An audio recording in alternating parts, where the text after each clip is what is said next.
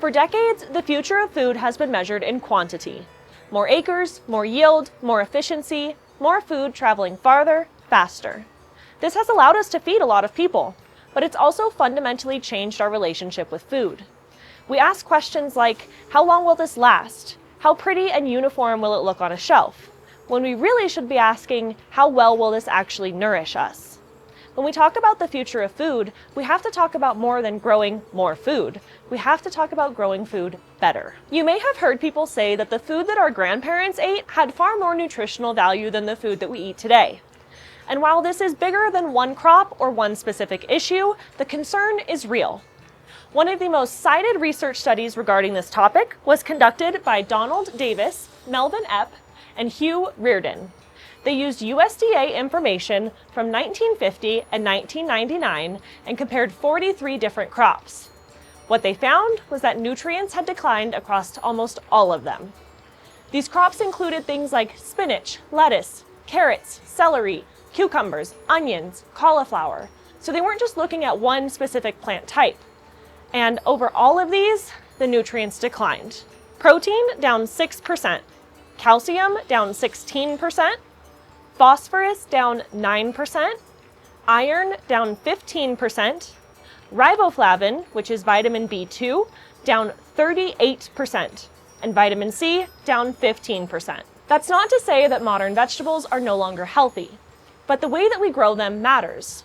For generations, agriculture has rewarded yield, shipping durability, uniformity, and appearance. But food that's grown for transportation is not the same as food that is picked at peak freshness for nutritional value. When produce is harvested, it's removed from the plant.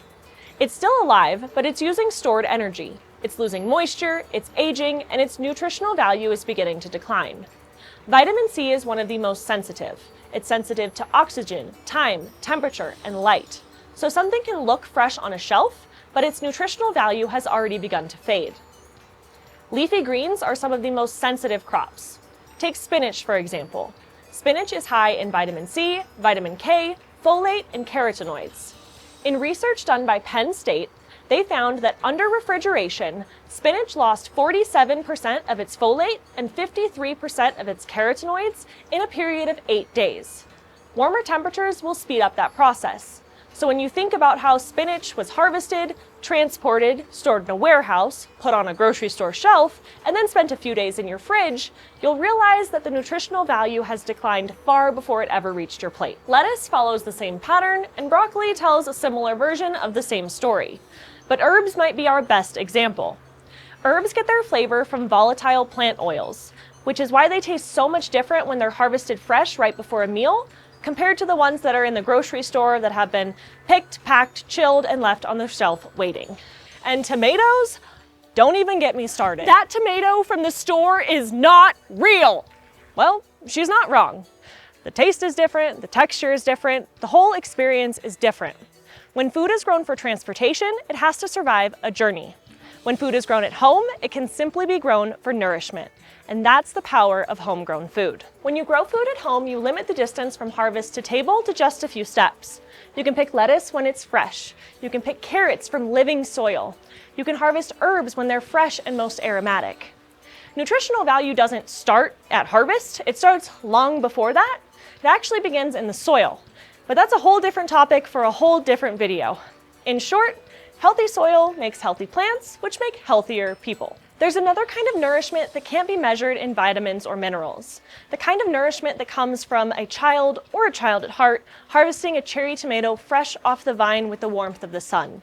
The kind of nourishment that happens when a family gathers around the dinner table with food they grew themselves. The kind of nourishment that happens when you can stick your hands in the soil and remind yourself that food does not come from a grocery store. A growing dome gives you the option to bring that right into your own backyard. It provides a protected, year-round growing environment so you can grow fresh greens, herbs, vegetables, and fruits throughout the seasons. It allows you to grow closer to your food, closer to your health, and closer to the source of real nourishment. The future of food is fresh, it's nutrient-dense, and it's homegrown. Start your future today with Growing Spaces.